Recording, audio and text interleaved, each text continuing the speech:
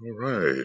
Hi, everybody. And I think we're on program number 8. I'm managing to do this somehow on the same day, and hopefully I'll be able to carry through properly. Um, we talked about the dual life of the accepted disciple, and hierarchy these days has an extremely dual life, reaching towards Shambhala and yet simultaneously reaching towards humanity and seeking its welfare. We go on to the idea outgoing and withdrawing, serving in the world and living the life of reflection. Maybe the sign Libra coming into power in the planetary horoscope will help us keep this kind of balance. It's related to the noble middle path, and it's not one or the other, especially at this time when both are needed, because in the inner reflection, it gives the kind of energy and spiritual stimulation which one must carry outward. And then from the feedback in carrying the spiritual work outward, we learn again how to approach inwardly and seek correction and seek more of what is needed. The next little section here is on the solar plexus as a great clearinghouse before the second initiation. I guess many energies are passing through it and being redirected towards the heart, really. As we know, initiation 1, sacral center of the throat, initiation 2, solar plexus to heart, and yet there's plenty of the throat stimulation at this second initiation. The solar plexus center is the great clearinghouse for all energies below the diaphragm. They have to be directed through it and elevated. This refers to the three major centers and the minor centers, which are enumerated. What is it on page 72 of what book? Esoteric Healing. Let's take a look at Esoteric Healing. Did it say page 171? Something like that. Okay. So enumerated solar plexus, and it seems to say page 171. And I suppose this is an important diagram here. The book, which has a lot of references in connection with the centers, is Esoteric Healing, and I can see that it really is studied carefully and needs to be studied carefully. Maybe that's one of the ones that we can take up as we go along. But this is, I think I was on the wrong page there, page 72. And let's see if, yes, centers are enumerated here. Many centers. In front of the ears to where the jawbone is connected. Two of them in the two breasts. There's one where the breastbone meets, close to the thyroid gland, thus forming a triangular force. Two in the palms of the hand. Two in the soles of the feet, just behind the eyes. Two connected with the gonads. There's also one close to the liver. So these are minor centers. There's one connected to the stomach. It is related, therefore, to the solar plexus, but is not identical with it. There are two connected with the spleen. These form one center in reality, but such a center is formed by the two being superimposed upon each other. So that's a piece of occult technical information. There are two, one at the back of each knee, and there's a powerful center which is closely connected with the vagus nerve. This is most potent and is regarded by some schools of occultism as a major center. It is not in the spine, but it is no great distance from the thymus gland. There is one which is close to the solar plexus and relates it to the center at the base of the spine, thus making a triangle of the sacral center of the solar plexus and the center at the base of the spine. Okay, well, there's lots here, and I suppose we would have to specialize somehow in order to understand these things in greater detail. It's quite impossible to cover the entire offering that Master DK has made. And he tells us so, don't let your mind range over the entire planet. Choose something and work it through, carry it forward. Anyway, three major centers and the minor centers, which are enumerated on page 72. The minor centers are the relation of this center to the astral plane, solar plexus, to use a peculiar but most expressive word, is acute, especially at this time and on this planet when the cosmic astral body of our planetary logos has not been mastered and when our solar logos is polarized at this time in his cosmic astral body. It is the recipient of all emotional reactions and of desire impulses and energies. And because humanity is today becoming active in a group sense and is more inclusive than ever before in human history, the situation is one of acute and extreme difficulty. We have heart energies moving us in one direction, solar plexus, and lower chakra energies moving us in another. Basically, the battle is between the second ray and the sixth ray, and so let's say the United States, that has those as its soul and personality ray, is going to be the scene of a very important battle between subdiaphragmatic Martian energies and super diaphragmatic Jupiterian and solar energies. So mankind, through the individual and also through the collective solar plexus, is being subjected to almost unendurable pressure. And I would say, this, we might call this, no, that's not the right way to go. Okay, unendurable pressure. Okay, so this is, I'm going to, yeah.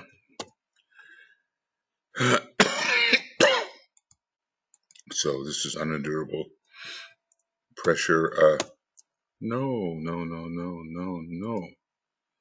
That's not it.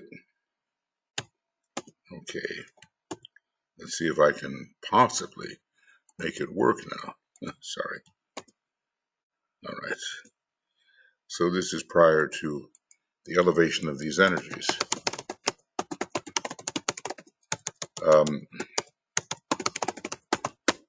See, humanity is becoming the world disciple. It is already the world disciple. It's certainly the world aspirant. And for this reason, the energies are being reorganized prior to elevation. By such are the tests of initiation. And as individuals, we have to be ready on this forcing process we call the path of initiation to endure pressures which otherwise we might not have to endure. But even humanity now as a whole is being forced through a narrow passage and at considerable speed. So we have to endure this solar plexus energy, but during the age of Aquarius and under Mercury and Venus, Saturn, Mercury, and Venus, there's going to be a reduction of the Martian energies and the warlike nature, and a period of brotherly love is on its way, not only in the last decade of 720 years of Aquarius under Venus, but also love energies growing stronger during the Mercury decade as well, ruled as it is by a planet which gives us much of harmony in the fourth ray. It is not my intention, says the Tibetan, to deal here with the processes of attracting the lower energies, from sacral and solar plexus and other lower energies below the diaphragm, major, minor, and minute centers, the mode of centralizing them in the solar plexus, and there transmuting them and refining them elevating our desires, where transference into the heart center becomes possible as our desires become more inclusive.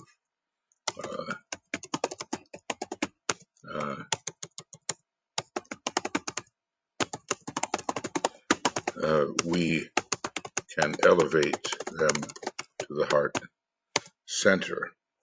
And of course, as the energies are elevated and are transferred to the heart center, they become even more inclusive. Humanity is trying to learn something about the quality of love, and that is the quality of the soul of our planet, and it's the quality of the hierarchy and the quality of the Christ, and his return will certainly teach us a lot about the energy of love. So much of this is connected with the training given to accepted disciples prior to the second initiation, and note that one can indeed become an accepted disciple before the second initiation. And this was the case with the majority of those in Master DK's groups and reorganized seed group. Right. So how much before? We don't know, but some of them were on the verge of the second degree, and others would have it ahead by a life or two or three, maybe. It would be too intricate a matter to discuss, as well as carrying with it certain peculiar dangers for those not ready for the process, as there would be too much contact with the Agni Suryans of the astral plane. Agni Suryans, I hope I'm giving that the right. Agni Suryans, I think it's so, of the astral plane.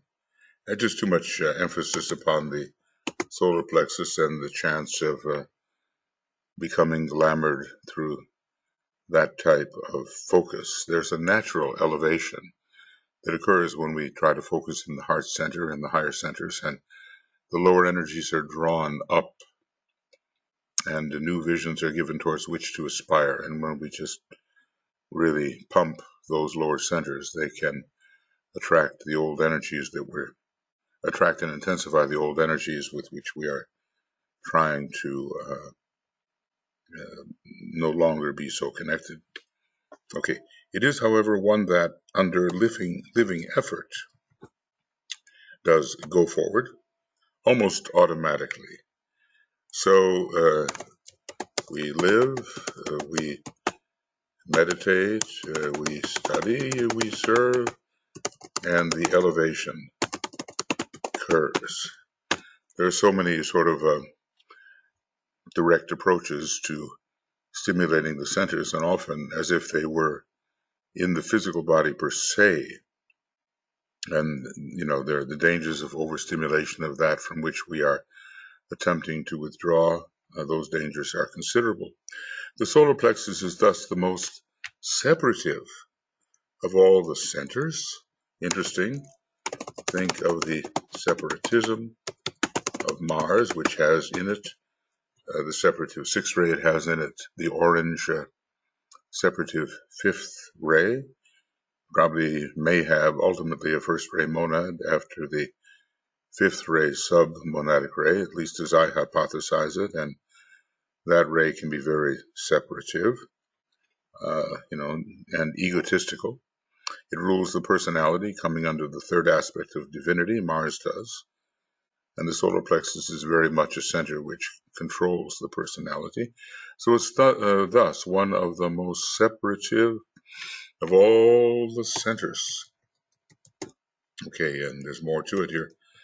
Except the Ajna center, in the case of the man on the left-hand path, and let's just say having made the wrong decision at the Ajna center.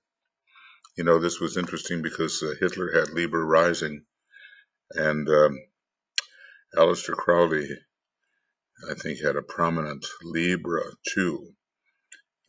Probably Hitler was much worse than Crowley, and the wrong decision was made. And there's a lot of glamorous lore around Hitler, but the combination, DK says, of the Ajna Center and Sacral Center is sometimes used by these demagogues and those who try to sway the masses according to the lower energies. Hitler certainly had that. So the two parts of the Ajna Center symbolize, in a way, the right and the left-hand path. And of course, there's also the noble middle path. Anyway, this solar plexus center stands at the dividing point. It stands at the midway point between the throat and the heart centers, above the diaphragm. Well, wait a second. Let's see about that. I said, so am I doing this correctly? The solar plexus center is thus the most separative of all centers, except for the Ajna center in the case of the man on the left-hand path, following the second initiation often and making the wrong decision, because it stands at the midway point between the throat and the heart centers. Well, something stands there, but it doesn't seem, can it be that the Ajna center stands there? It's not the solar plexus for sure. And the heart centers above the diaphragm and the sacral and basic centers below. I just didn't read far enough. It stands at the midway point between the throat and the heart centers, above the diaphragm and the sacral and basic. There it is. So that's clear. I just didn't read far enough. This is a consideration of major importance, and there's a division that can occur. Mars is all about cutting things, dividing things. The sword, the spear, that which rends and tears apart. So the separative personality, which the solar plexus seems to rule, is involved in this taking apart of that which should be unified. We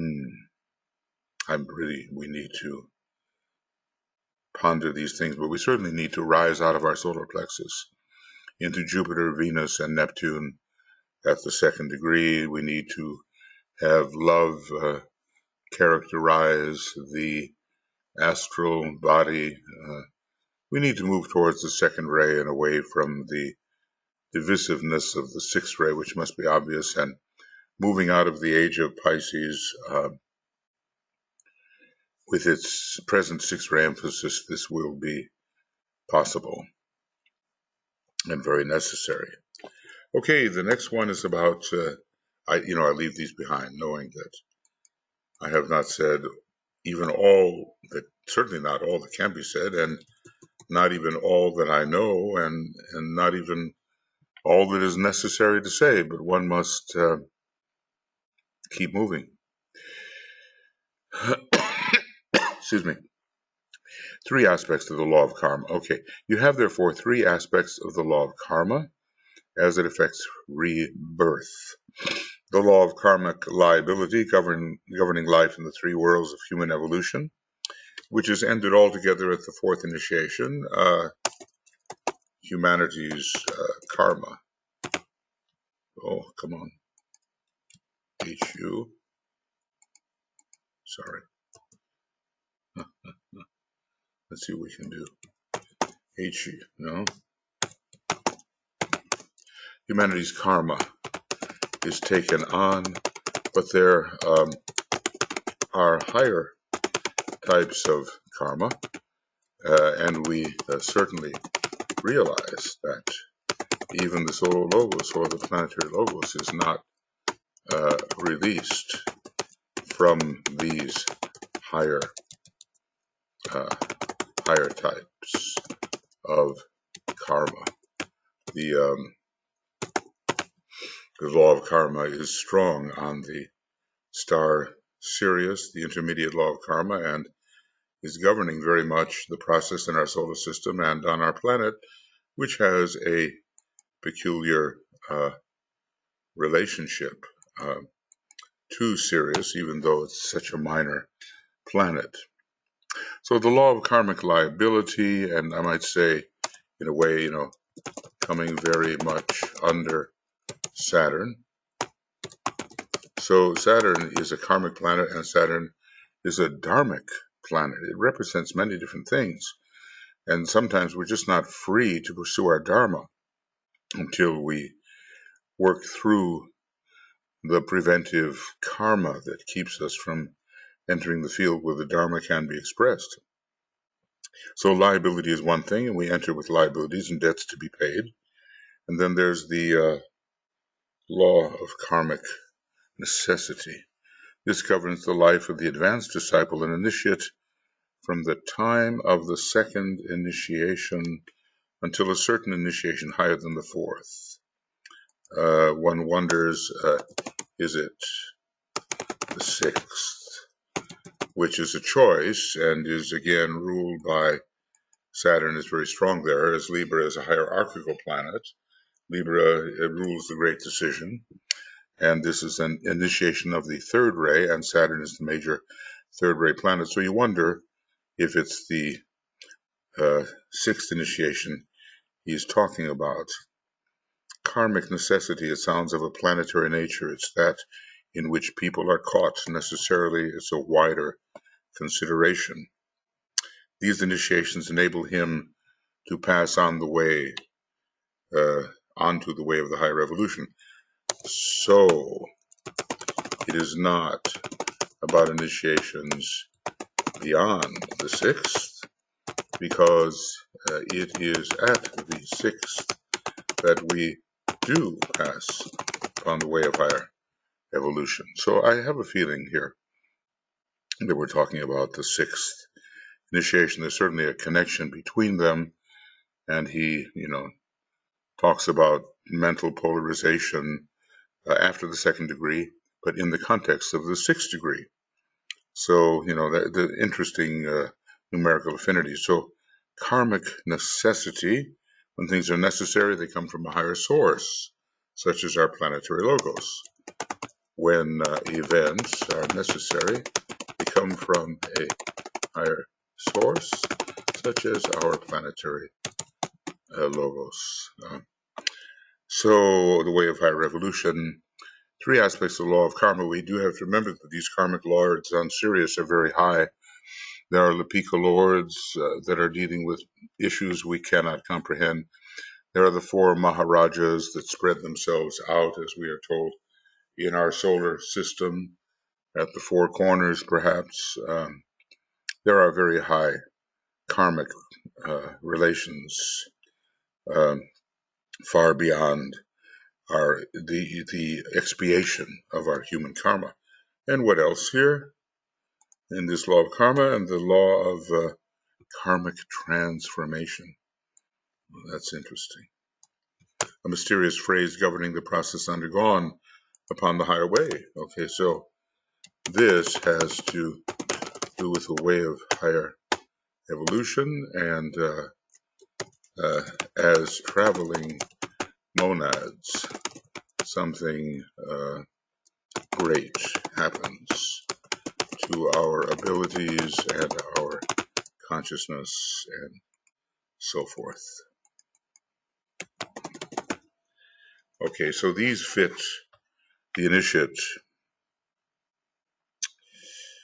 processes. These processes, let's call them that, fit the initiate to pass off the cosmic physical plane altogether and to function, first, I suppose, on the cosmic astral plane. You got to go through that first, right? Before you reach the cosmic mental plane.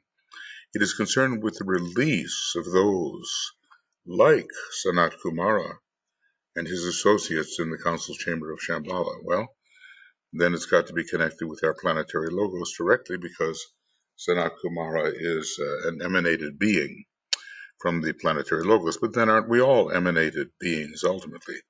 Our true identity is something other than we imagine when we think of our sort of limited self.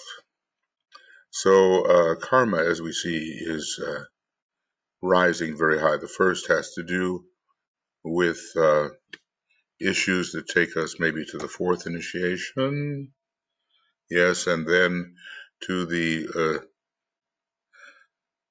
sixth initiation, and then altogether off the cosmic physical plane and onto the path on which these exalted beings can be found. And shall we say perhaps that Sanat Kumara is on his way to the path of the solar logoi, and does that mean that the logos of the earth is also on that way to become on the cosmic Buddhic plane a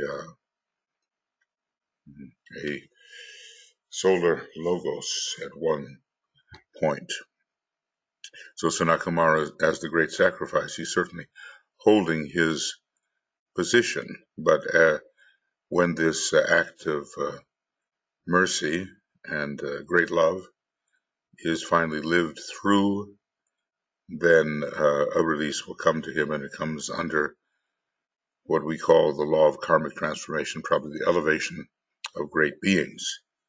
So it is concerned with the release of those like Sanat Kumara and his associates in the council chamber at Shambhala.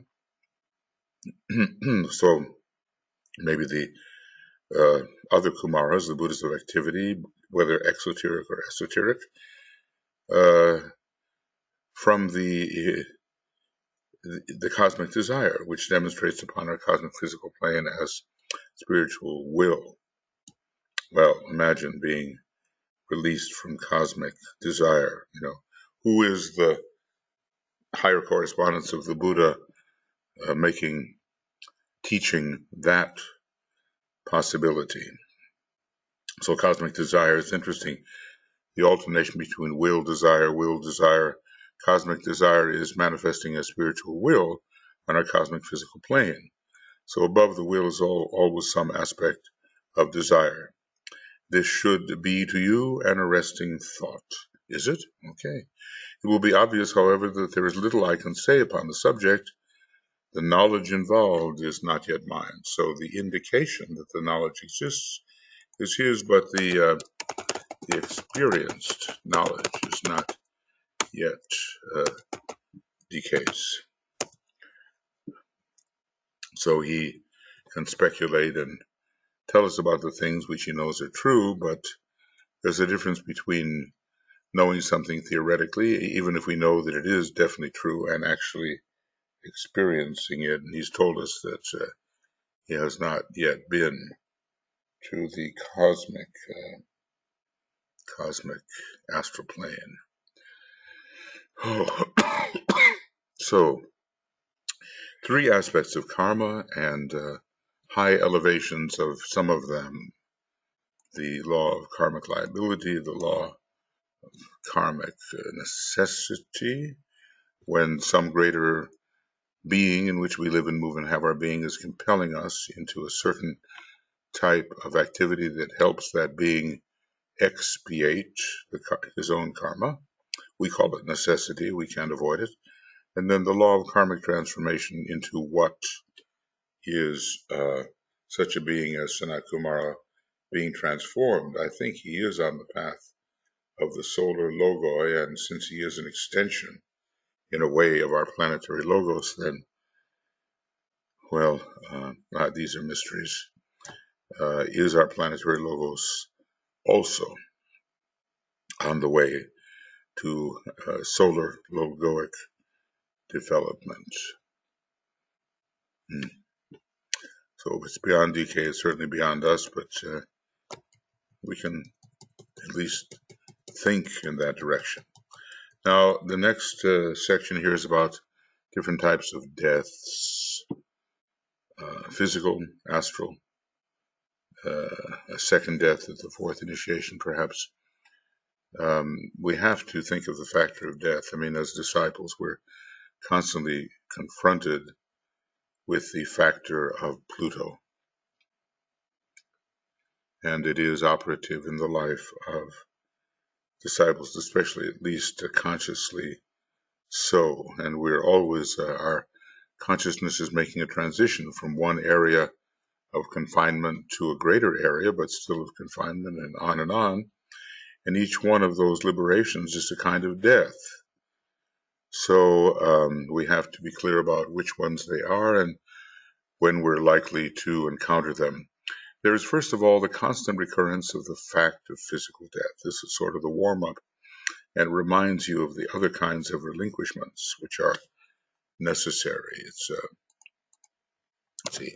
a basic reminder of the different kinds of relinquishments which lie ahead. Relinquishments. This is familiar to all of us through its extreme frequency, given the millions of years which we have been incarnated, individualized human beings. Could we but realize it, and probably will. I mean, he tells us it's a very familiar experience which we will recognize, but which we certainly fail to recognize in our normal personality consciousness for the most part. So this is familiar to all of us through its extreme frequency. Every 70, 80 years or so, that's what he calls extreme frequency. This recognition would rapidly eliminate the present fear of death. It's just like coming and going to a familiar place. Then there is then the second death spoken of in the Bible, which in this present planetary cycle is associated with the death of all astral control over the human being. So that's one type of second death. And Pluto, of course, we cannot get rid of Pluto when it comes to the second initiation. Normal desires die, and they disappear into the smoke of Hades, into the solar plexus center. So maybe second death at the second, or maybe fourth initiation. Let's see how that works in initiation. In the larger sense, yes, this second death is consummated at the fourth initiation. These two are related, so related. The second initiation and the fourth initiation are intimately related and so often confused by those who are passing through the second initiation. That's the thing. They suffer. It's difficult. And they think it's the great renunciation. But of course, the real issue there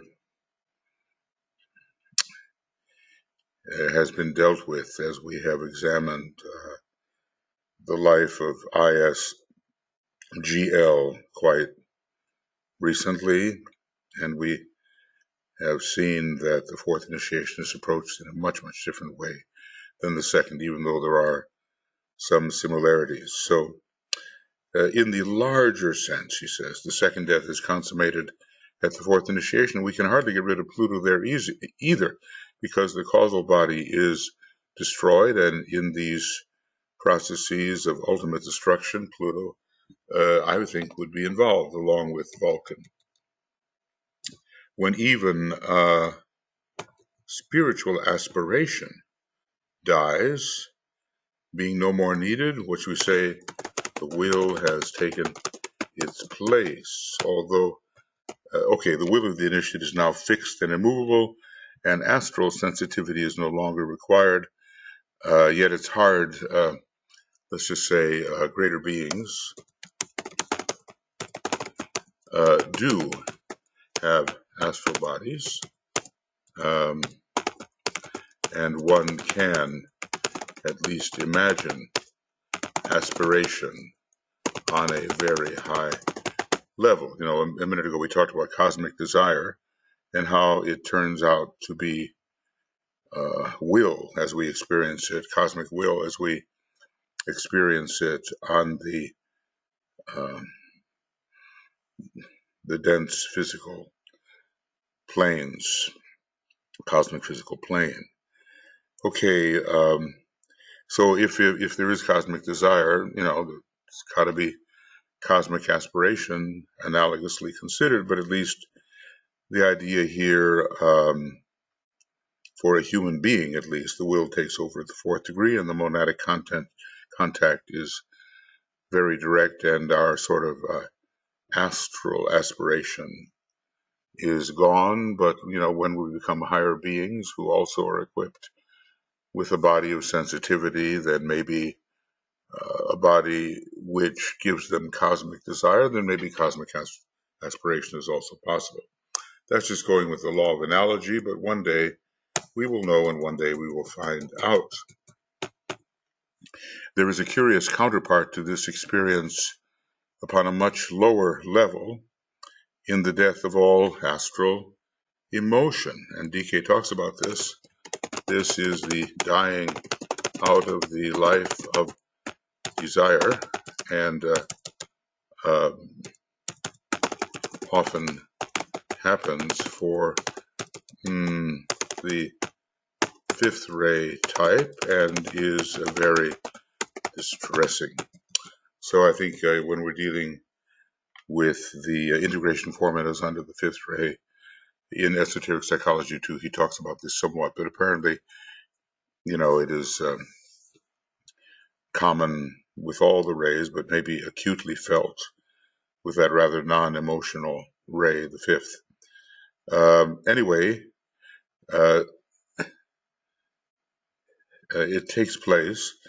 It's a curious counterpart to this experience, which takes place for the individual aspirant at the time of the second initiation. And maybe, it's interesting, the second ray soul type simply loses interest and hence desire for many hitherto desired states and factors. So it is then a complete episode and is consciously registered. I would say, Pluto is active there, and many of our former desires just die away, and we just don't want that. So it seems very confining to want what we once wanted. Now, the Buddha was surrounded by arhats, and he could certainly teach them about the loss of desire, but there had to have been second degree types there too, and they would know something about it. So it's a complete episode then, and consciously registered between the second and the third initiations. The disciple has to demonstrate a continuity of non-response to astralism and emotionalism. I think that's a very important statement, and it's a real guide for people who want to know, for those who want to know what has to be accomplished during this interim. Now, it could be even in one life, It doesn't have to be a whole life or two lives, etc. So the dying out, we're told, of desire for the phenomenal world, I think at the second degree is pretty strong. The second death, to which I am referring, has to do with the death or the disappearance of the causal body at the time of the fourth initiation. And this is in a larger and more general way. And it's prepared. It is being prepared at the second degree.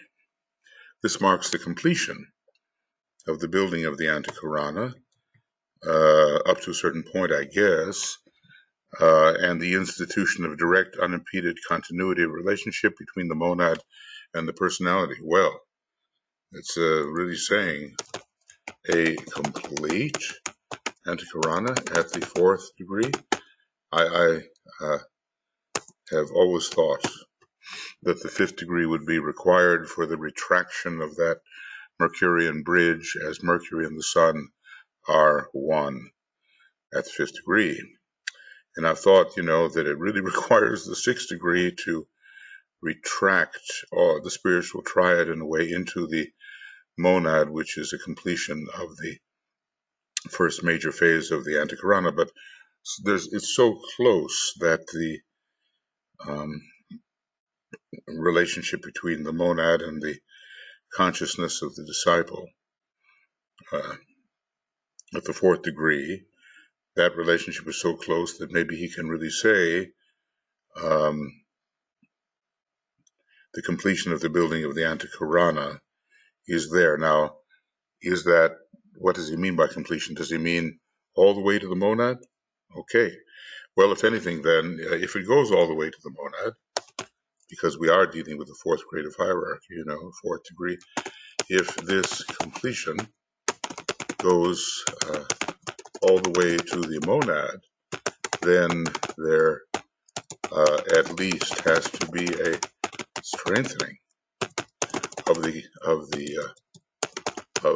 link during the next degrees. Well, of late I have become aware, of how close a relationship there is once the causal body is destroyed between the elevating consciousness and the monad. It's pretty direct, but obviously it can't be as powerful and complete and full as it will be at the fifth degree and even at the sixth degree, especially when the man really becomes the monad fully, and that is his habitual point of tension rather than a place from which he receives energy. There's a difference between being, sort of a recipient of higher energy and then, on the other hand, being polarized within the place or point of tension from which that energy emanates. Well, we will know, things get fast once we reach the second degree, and maybe, there's a number of us who are ready to go ahead with that kind of speed, which is always based on, I think, intelligent sacrifice, not selfish sacrifice. That kind of thing exists too, as we check out the glamours. So that's quite a paragraph, or a couple of paragraphs here on the different deaths, or not it may be, but this is additionally. Second, or additionally, fourth initiation. So the second initiation is the beginning of the second death, and it is consummated at the fourth degree, and monadic completion of the Antikarana all the way to the monad is found at that point. But there's more. Mercury and the sun have to become one, and the Antikarana still exists, and the Antikarana, in a way, has to be withdrawn when Mercury and the sun become one. It has to, like lifting a ladder up, it has to be lifted up to the higher story and eventually into the monad. But I'm sure there's some kind of Maya Virupic factor operative from the monad.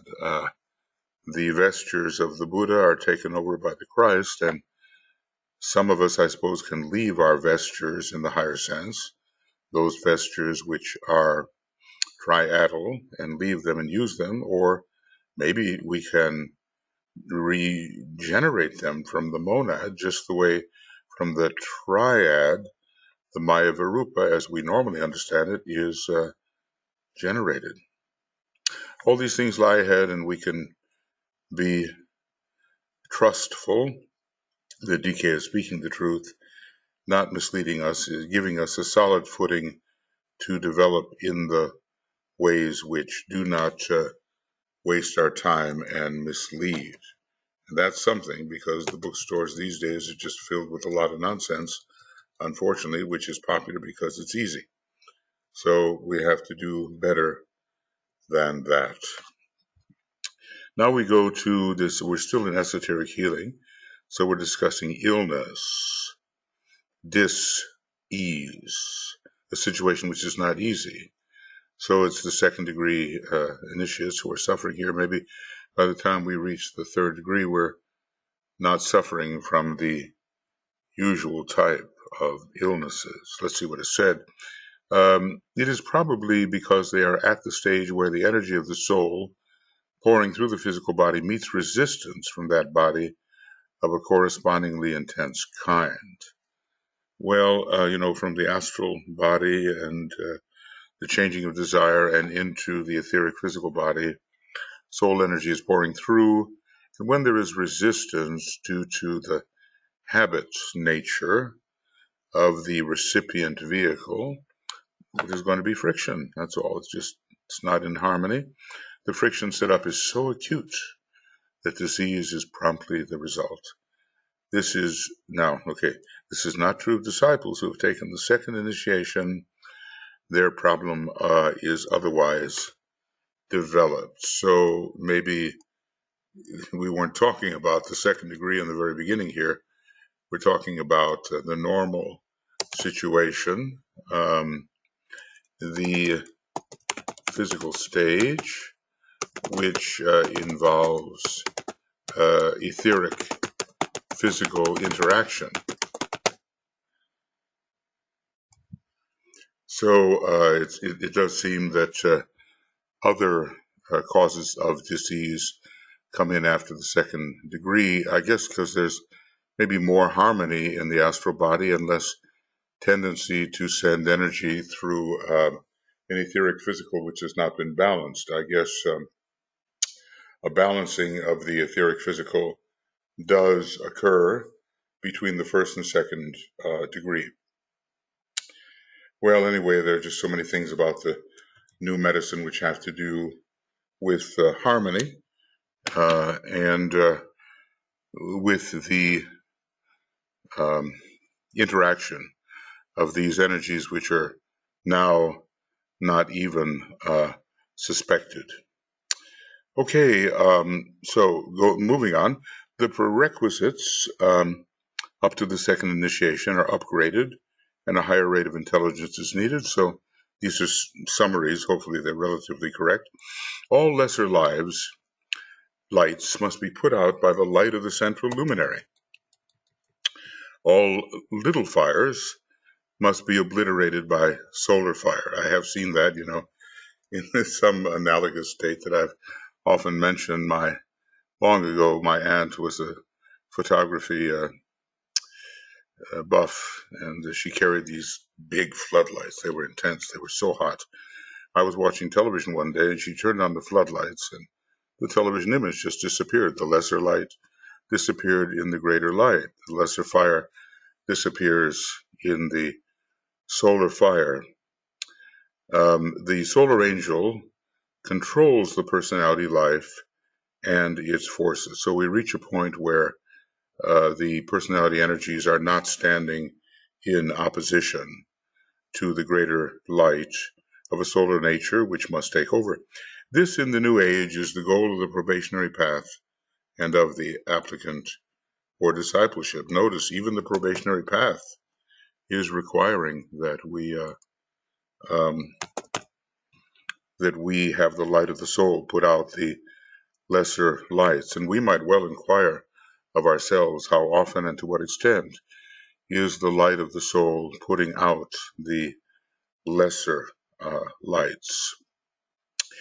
Now, this shows how elevation works and how higher requirements are always being necessitated as we move along. The initiate of earlier times had to know and do less than we have to do, and thus it will be similarly in the future that the initiate of future times will have to know more and do more than we, who are seeking to attain the very same goal that he or she is seeking to attain later.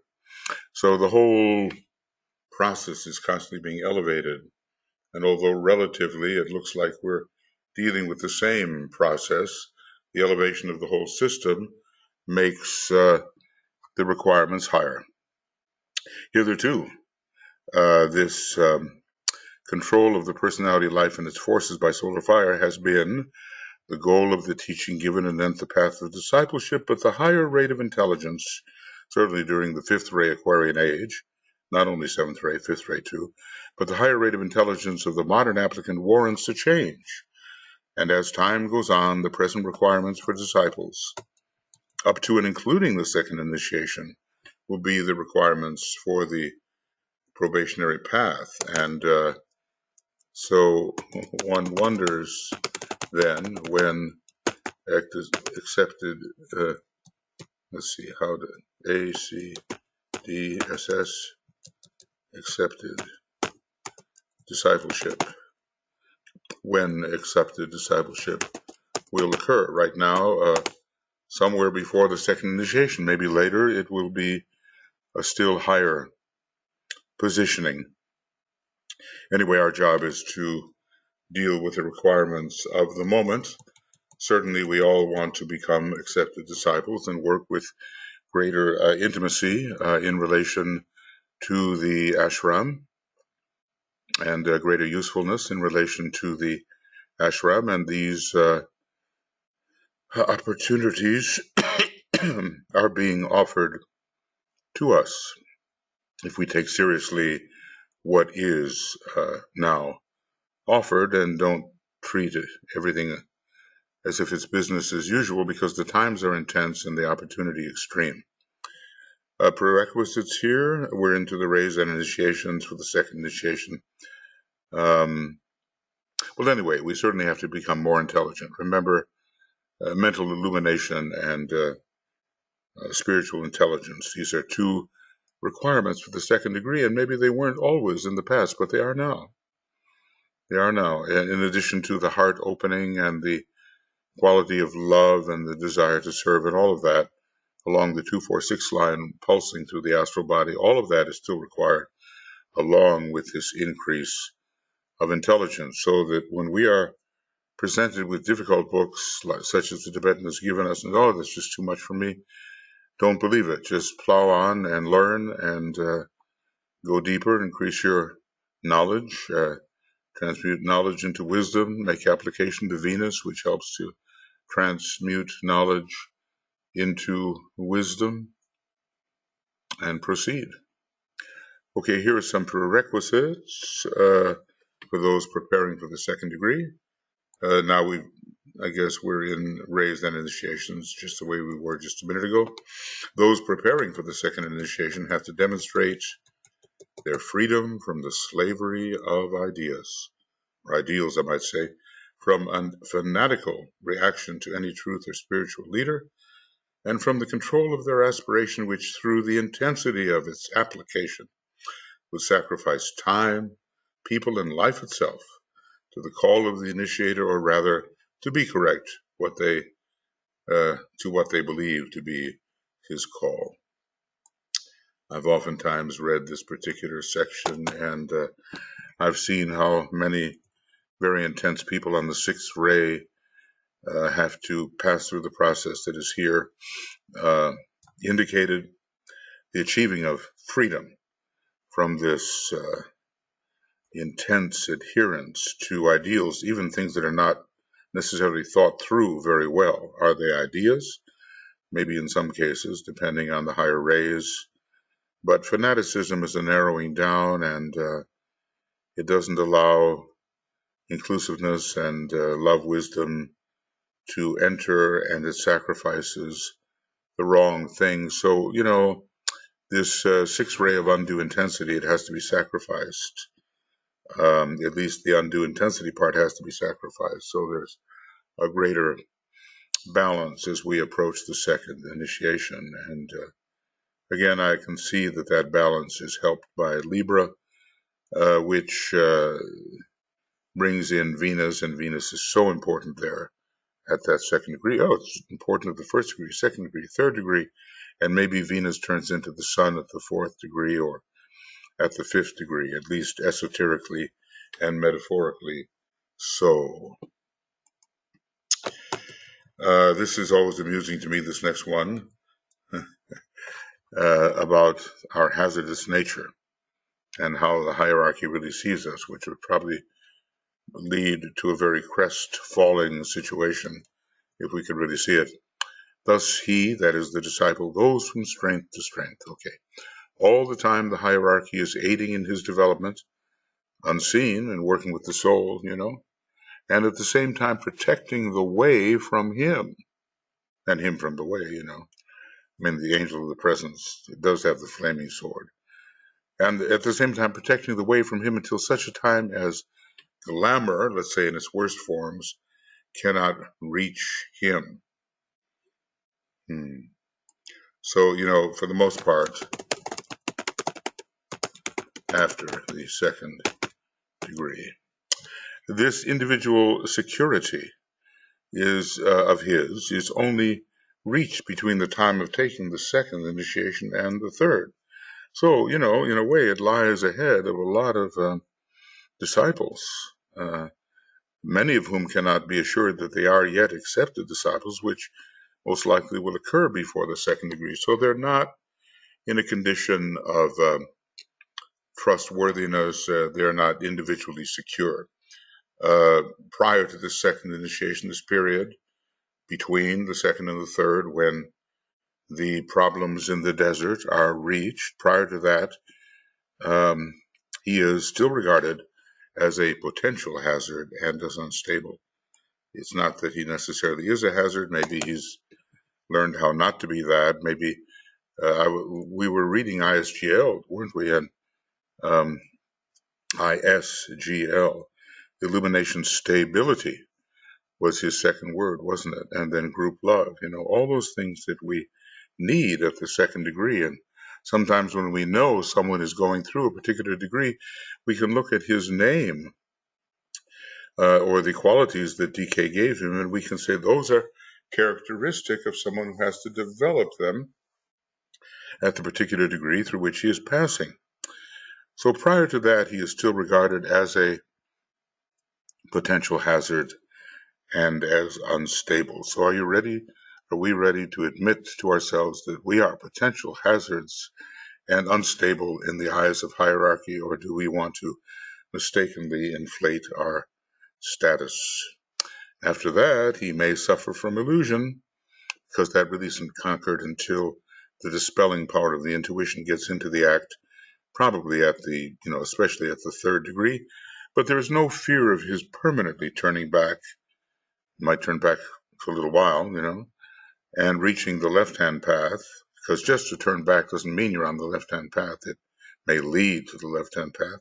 And so perhaps in rare cases finding his way into the Black Lodge. But in other words, once he's past the temptations in the desert, which really are great tests, and although they refer to the Christ and very high types of transactions between him and what's called the devil, or the sort of personality nature of humanity as a whole, and his own personality nature, if such could be said to exist in the head of the hierarchy, that's something we have to think about. What did the Christ himself have of a personality nature, since he had been head of the hierarchy already for 500 years?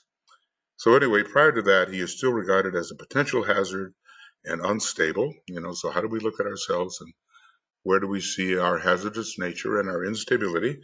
And then we might suffer from illusion, the misinterpretation, misapplication of knowledge, the inability to fuse it and blend it and rightly relate it. But there is no fear of his permanently turning back. He may turn back for a little while and reaching the left-hand path, which itself may take a person all the way to the Black Lodge, or maybe those who start on the left-hand path do again turn around and don't find their way into the Black Lodge. And then I love this. I mean, every once in a while I think Master DK is being a little funny, that he has this sense of humor. The major liability of the average initiate, now he's not talking about an aspirant or a disciple, he's talking about an initiate, and maybe a probationary initiate, is sloth, or lack of speed. Ponder on that. Well, I've been pondering on that a long, long time. And I'm sure it doesn't mean that you run around like the chicken without a head, It's, I remember Mary Bailey talking about moving forward like a battleship, an English battleship, with all due deliberate speed.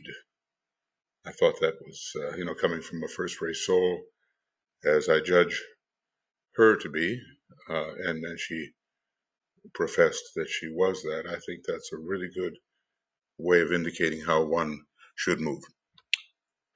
So anyway, here we are.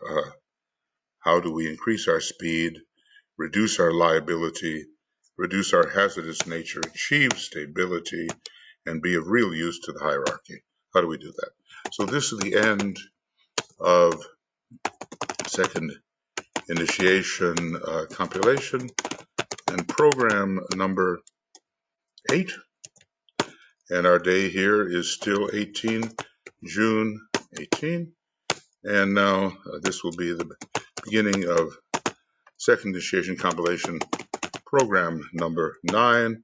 And I'm not sure what day we'll do this on. Be lucky if I have time, as the hour is growing on the pace, to do more today. I'd just like to do these all day if I could, but what is it? Karmic liability prevents that possibility. Okay, thank you, and all the best. Lots of love, and let's absorb what we can and apply it as best we can.